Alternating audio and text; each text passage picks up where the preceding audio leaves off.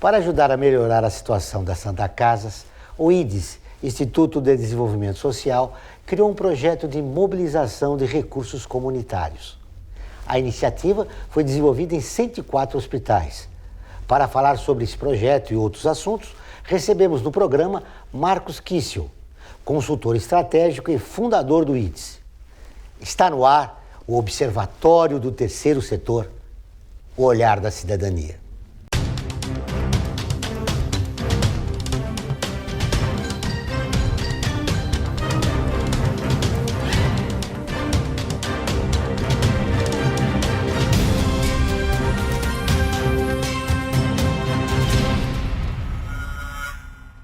As Santas Casas de Misericórdias, instituições filantrópicas, representam 74% dos leitos oferecidos pelo SUS, Sistema Único de Saúde. Mais da metade dos municípios brasileiros dependem dessas instituições para assistir às suas populações. Marcos, esse projeto é relevante e importante para a recuperação das instituições? Como você vê, é uma participação bastante importante que as Santas Casas têm no sistema SUS, né? Eu acho que antes de a gente falar um pouco da importância desse projeto, a gente tem que ver a provocação que isso representa para o nosso setor. Quando se criou o SUS tinha a ideia da universalização do atendimento. O que é a universalização do atendimento? Todo e qualquer indivíduo vai ter acesso aos serviços de saúde. Independente da sua classe social, independente de onde ele está morando, independente se ele tem condições de pagar ou não tem condições de pagar. Então, um sistema universal faz essa cobertura. Só que o Brasil, quando montou o sistema universal, ele tinha uma participação da iniciativa privada muito maior do que a participação da iniciativa pública. A maior concentração de bens ou serviços públicos de saúde se concentrava no Rio de Janeiro. E a gente sabe por quê, porque era a antiga capital federal. E os outros estados não tinham as mesmas estruturas públicas que se fazia presente no Rio de Janeiro. Então, as entidades que surgiram ao longo da história foram entidades que partiam muito mais da iniciativa de líderes comunitários e menos de uma decisão de governo. É muito importante a gente ressaltar isso, porque quando o Dom João veio para o Brasil, em 1806, uma das primeiras preocupações que ele teve foi entregar à igreja o que eu poderia chamar naquele momento de saúde e entregar a educação. Educação sempre é fácil de a gente entender porque vai formar alguém.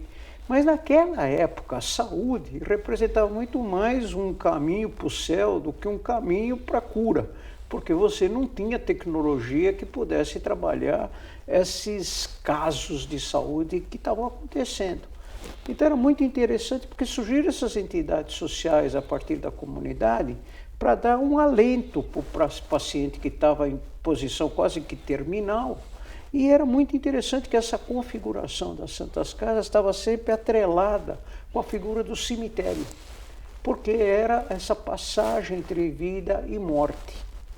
Esse processo se estendeu no Brasil e as Santas Casas, à medida que a tecnologia médica começou a mostrar algumas evidências de que você podia tratar os doentes, e principalmente quando se teve o advento da cirurgia, quando você teve o advento de algumas tecnologias de imagem, principalmente o raio-x, essas questões, mais os medicamentos que poderiam ser intravenosos, etc., fizeram com que essa estrutura se transformasse no hospital que a gente conhece hoje.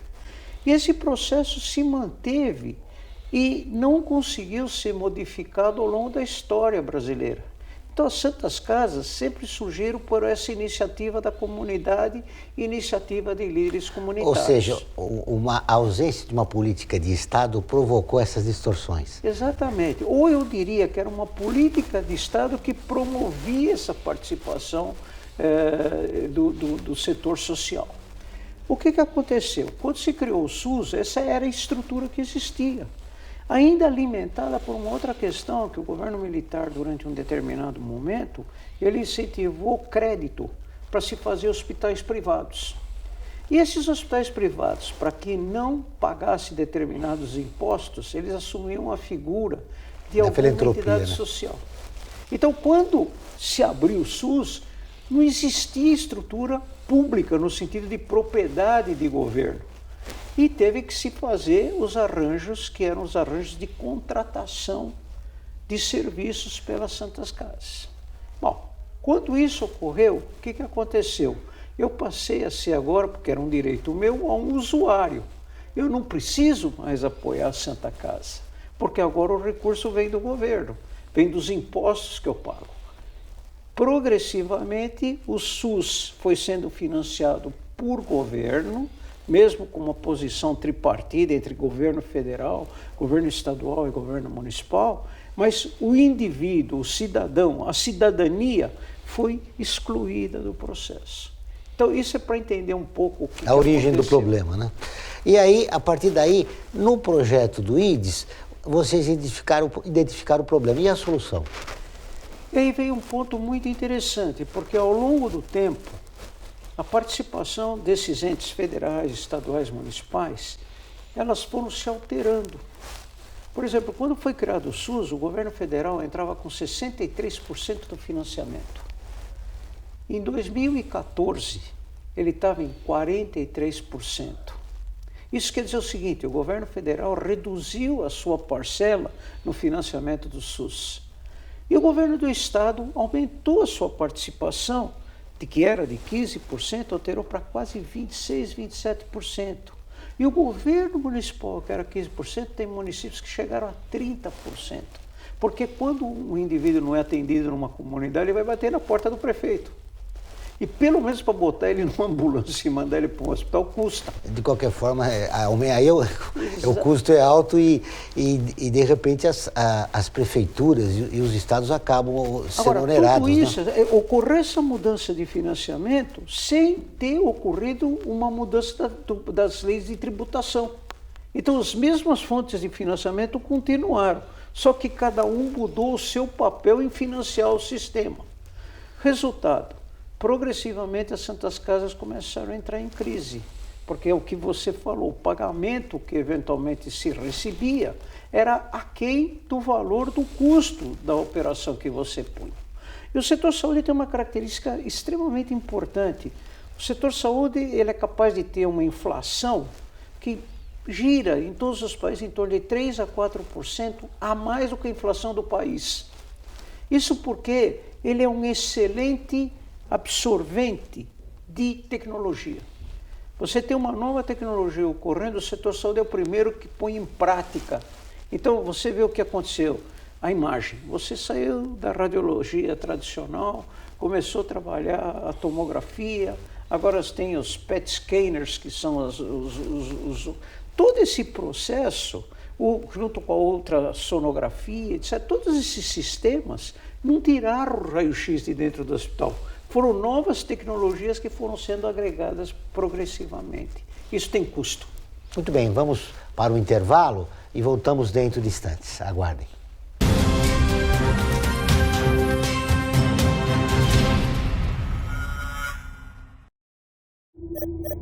Internacionalizar a economia afeta o seu emprego? Para onde vai o Brasil? Ter opinião sem análise é só repetição. Repetição, repetição, repetição, repetição, repetição, repetição, repetição, repetição. Informação é importante.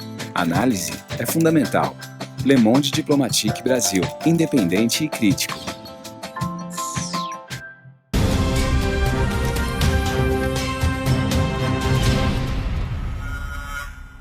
Voltamos com o Observatório do Terceiro Setor, o olhar da cidadania. Marcos, diante dessa realidade vivida pelas Santas Casas, a solução foi entregá-la novamente à população, à comunidade local? Esse foi a tentativa importante que a gente colocou como hipótese, porque se as comunidades tinham mantido as Santas Casas até o advento do SUS, no momento em que a situação financeira do SUS faz com que o setor entre em crise, com as Santas Casas entrando em possíveis dificuldades que levassem ao próprio fechamento desses leitos, a preocupação em sair das dívidas bancárias, etc., a gente tentou demonstrar para a comunidade que aquele hospital, na sua origem, era um bem comunitário. E como um bem comunitário, tem que ser ele deveria preservado. ser tratado. Então, essa foi a preocupação que a gente teve a chance de levar à Federação dos Hospitais, que é a FEOSP, e a gente levou a Secretaria de Saúde do Estado de São Paulo, que também tinha o seu quinhão em fazer a manutenção desses hospitais. E o resultado disso foi que nós criamos um programa de como fazer o resgate dessa participação comunitária, para que ele fosse um resgate não diante de uma crise, mas um resgate que garantisse a permanência da comunidade como grande agente de perceber a importância de manter essa estrutura que pertencia a ela. Isso envolvia a necessidade de a gente primeiro manter uma base importante de comunicação com os gestores desses hospitais. Segundo, a gente ter a capacidade de ter um programa que mostre essa necessidade que a comunidade tem da Santa Casa. E o terceiro, introduzir certas questões, que são questões que podem ser tomadas como questões técnicas, mas são questões de uma simplicidade enorme. Por exemplo, uma organização ser transparente na relação com a comunidade. Eu não posso pedir dinheiro para a comunidade se a comunidade não sabe onde vai meu recurso. Eu tenho que fazer uma ação que tenha um fundo de uma necessidade que é perceptível. Quer dizer, eu não posso inventar uma necessidade e achar que a população vai comprar a minha necessidade. Eu tenho que provar que essa necessidade, eu tenho que ter evidências da minha necessidade. Terceiro, eu tenho que ter uma necessidade que a gestão do hospital esteja comprometida em saber fazer o uso do recurso que foi colocado na mão dele. E quarto, quando você interpreta que aquele recurso da comunidade é bem administrado, automaticamente a população quer saber como é que está sendo administrado o dinheiro do governo federal, do governo estadual, do governo municipal. Só assim você cria um sistema que a comunidade vigia, no bom sentido, se aqueles recursos estão sendo aplicados como deviam ser aplicados. Então, montagem dessa estrutura exigiu aí um esforço grande. E nós estamos com 104 Santas Casas distribuídas pelas 17 regiões em que o setor saúde é dividido no estado de São Paulo. É um número expressivo, 104 hospitais. A resposta, gestão, qualificação profissional técnica, né, como você disse. A resposta da comunidade foi aquilo que vocês esperavam? Foi. Foi o que a gente esperava e em alguns lugares nos surpreendeu. Porque você imagina, só nas informações que nós temos do primeiro semestre deste ano, o programa foi o ano passado, só no primeiro semestre desse ano, as Santas Casas que participaram do programa já arrecadaram 100 milhões de reais. É uma quantia significativa, dinheiro novo, eu não estou considerando que eles já tinham capacidade de arrecadar. 100 milhões que não eram arrecadados foram arrecadados. A segunda coisa importante, muitos desses hospitais estruturaram profissionalmente uma unidade para fazer a captação de recursos. E você tem casos que até passou do que você podia imaginar pelo tamanho da Santa Casa. Nós temos um caso que é muito interessante em Lençóis Paulistas. E Lençóis Paulista foi uma cidade que conseguiu fazer tão bons exemplos que ela serve de ilustração para outras Santas Casas que querem fazer um trabalho melhor. Tanto que isso implicou numa mudança de gestão do próprio hospital, não só da gestão da captação de recursos, mas da gestão do hospital. Então tivemos resposta sim, e uma resposta tão positiva que faz com que a gente seja procurado de uma maneira, com uma certa frequência, por outros hospitais filantrópicos que querem fazer um serviço similar. Diante da situação que nós vivemos no país, a transparência é fundamental para a credibilidade junto à população. Isso.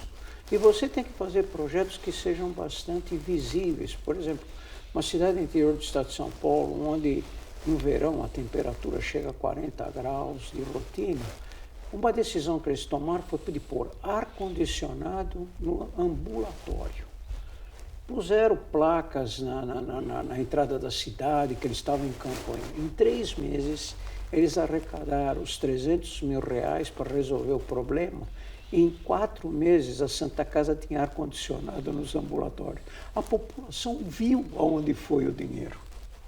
O segundo projeto deles era pôr as células de captação de energia solar para fazer todo o aquecimento do hospital, porque é um hospital pavilionar, quer dizer, é um hospital de um andar só. Então você pode pôr placa em cima e aproveitar o sol dessa cidade, que é inclemente. Então isso representa uma forma de você economizar energia, mas mostrando para a comunidade aonde você pôs o dinheiro. E estimula o surgimento de novos doadores, né? Sem dúvida. E um elemento importante que jogou nessas cidades, nós tivemos uma preocupação muito grande de envolver a mídia local. Porque a mídia local ela pode dizer o que está acontecendo. Não só em termos de reportagem ou de fazer anúncio, etc., mas muito mais de se tornar um aliado da comunidade para poder trabalhar o hospital. E foi muito bonito esse tipo de trabalho na articulação das forças vivas que existem na comunidade. Além desse projeto valorizar o município, né? A cidade. A partir da cidade que a gente começa a mudar a saúde do país, né? Isso.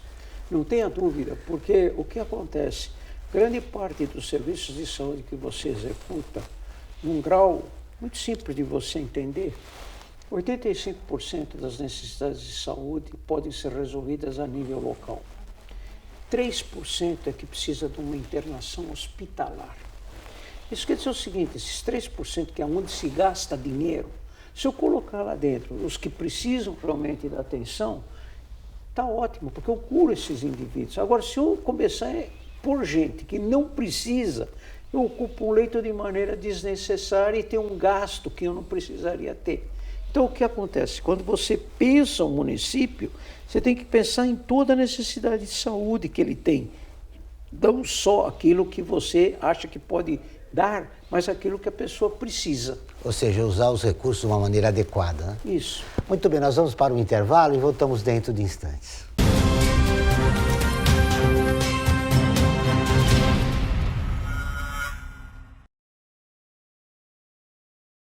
A vida nos traz muitas conquistas, mostrando que todo conhecimento e esforço compensaram em cada detalhe, cada emoção. Estudar na FIA me fez crescer profissionalmente e a conquistar um objetivo maior, que foi a felicidade de ajudar meus filhos numa carreira brilhante. E a FIA compartilha esses sonhos com a melhor estrutura, corpo docente e networking que conduzem ao sucesso e à felicidade. FIA, sua maior conquista.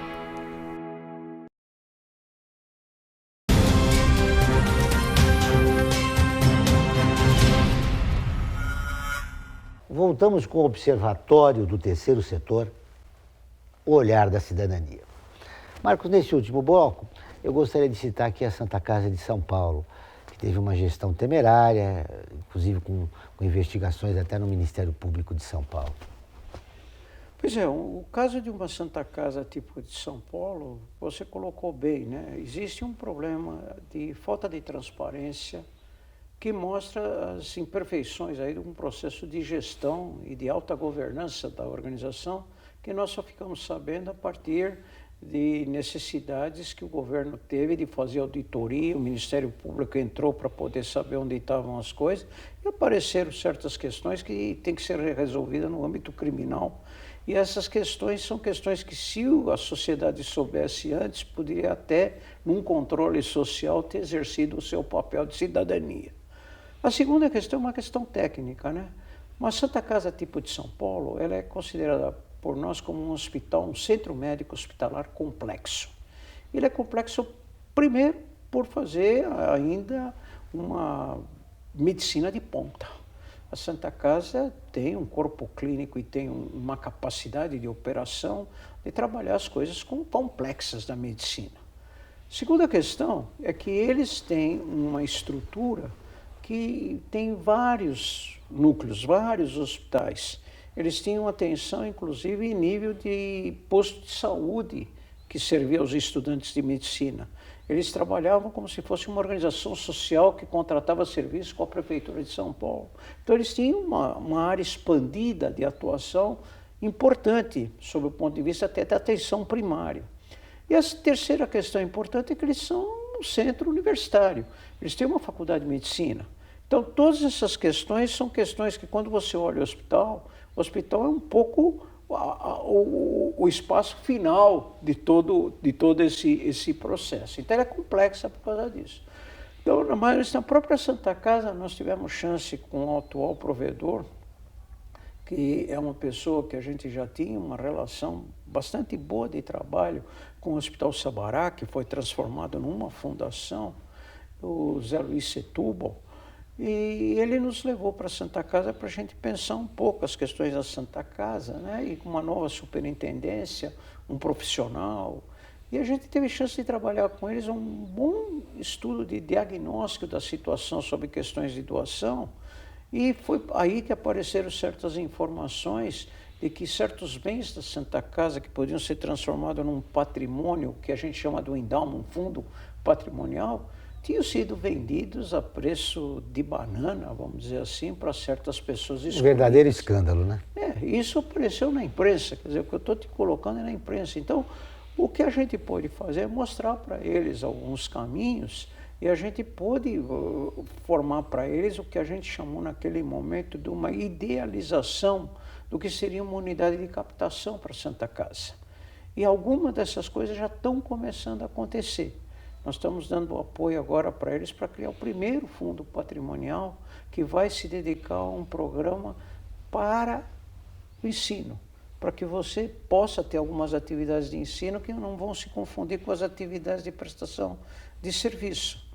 Nós estamos trabalhando a ideia, e agora no segundo semestre a gente deve acelerar, de ajudar eles a montarem uma unidade de captação de recursos, que vai ter muito mais potencial pelo nome que eles representam, pelas figuras da sociedade brasileira e paulista que tiveram sempre envolvidas, que tem grande chance de sucesso.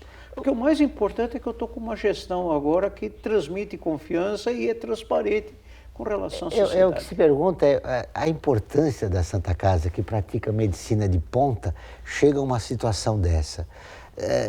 Em São Paulo, ausência de transparência, uma gestão temerária.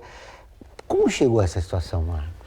Uma das coisas que a gente sempre pensa é como se forma a alta governança de uma organização. Quando a gente fez o trabalho com as Santas Casas do interior, uma das coisas que me chamou muita atenção é que você tinha mesas diretoras de Santas Casas em que o indivíduo estava naquela posição há 28, 30 anos. Não houve um arejamento na decisão. Aparentemente veio um grupo que iria se mantendo.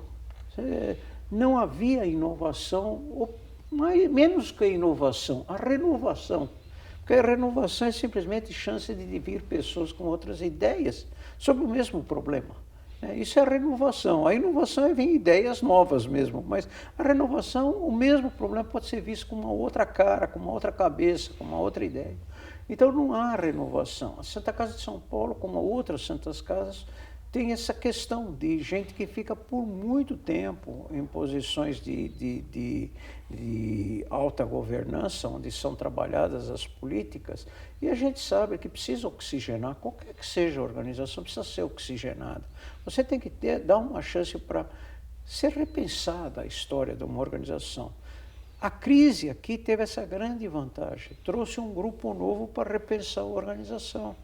E esse grupo novo é que vai instilar confiança, vai instilar transparência, vai instilar uma maior imagem com que a Santa Casa poderia vir a trabalhar. Falando em imagem, uma série de matérias saiu na imprensa falando dos desmandos que aconteceram ali. É possível recuperá-la diante dessa situação? Se seriamente se trabalhar essas questões. Você tem inúmeros exemplos de organizações que tentam sair para frente mesmo depois de uma crise desesperada. Se você ler, vamos botar um paralelo, o grande esforço que o novo presidente da Petrobras está querendo fazer com a Petrobras. Ele tem que instilar confiança, ele tem que pôr novas práticas, ele tem que estabelecer, porque uma Petrobras forte é forte para o Brasil. Uma Santa Casa forte é forte para a população de São Paulo e do Brasil, que tem ela como um centro de referência. O que eu quero dizer é o seguinte, quando você tem organizações que são organizações vitais, essas organizações vitais, elas passam por crise, e a crise tem que ser uma oportunidade para melhora. Não são estruturas que você deixa acabar, porque não são estruturas que tem quem entra no lugar. Se você tem um boteco da esquina e o boteco fecha, o outro boteco abre a 5 metros de onde você fechou a coisa. Não se faz isso com um hospital do tamanho da Santa Casa. Pela complexidade da Santa Casa e da importância para São Paulo, faculdade de medicina, atendimento de ponta, a transparência será fundamental. Fundamental. E é isso que o governo do Estado de São Paulo está pedindo, é isso que o governo federal está pedindo, o governo municipal está pedindo para pensar o dinheiro público. E é isso que o cidadão está pedindo para poder injetar dinheiro privado dentro de um papel que a Santa Casa, como hospital beneficente, deve ter. Quanto você acha que demora a recuperação total da Santa Casa? Eu acho que eles fizeram um progresso importante nesse último ano, sabe? Eu tenho a impressão que eles estão aí numa fase final de negociação, de equação da dívida, que era uma dívida muito grande, quase 500 milhões de reais, etc., que eles estão trabalhando de uma dívida de 700 milhões, mas a sensação que eu tenho é que eles estão dando passos firmes, e eu tenho a impressão que mais um ano a gente vai ver a coisa já numa outra perspectiva. Finalizando, 30 segundos, Marcos, para você concluir. 104 hospitais já pertencentes a Santa Casas de várias cidades do interior que estão desenvolvendo de uma maneira exitosa, né, esse projeto de recuperação. Na relação com São Paulo, você diria o seguinte, a importância desse projeto para se começar a pensar uma saúde mais, digamos, com uma gestão mais dinâmica, com transparência e com um corpo técnico qualificado? Nós temos, o Estado de São Paulo está havendo uma conjunção de fatores que nos obriga a ser otimista.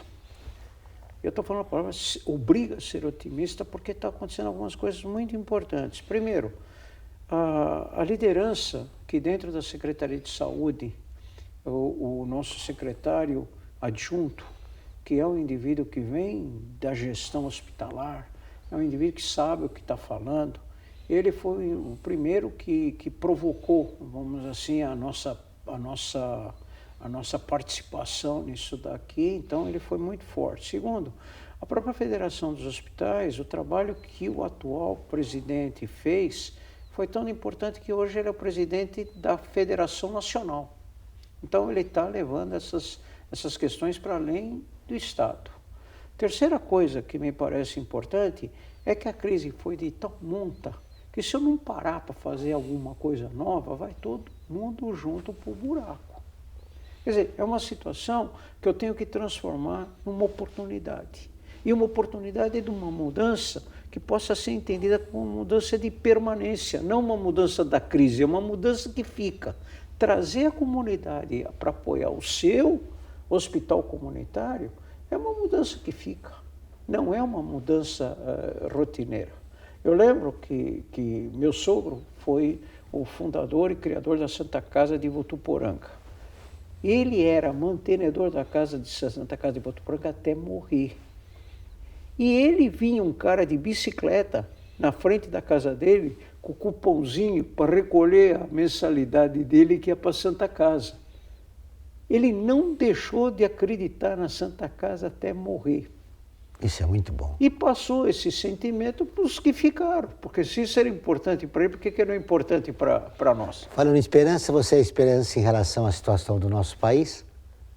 Tem que ser esperançoso, porque o país é maior do que as pessoas que fizeram esse buraco no país. Para a gente ver. Muito obrigado pela entrevista. O Observatório desta semana termina aqui, mas nós queremos continuar em contato com você. Acompanhe notícias, artigos, nosso programa de rádio e TV e muito mais no portal www.observatório3setor.com.br. Envie comentários, críticas e sugestões. Participe do Observatório do Terceiro Setor na construção de uma sociedade mais justa, solidária e sustentável.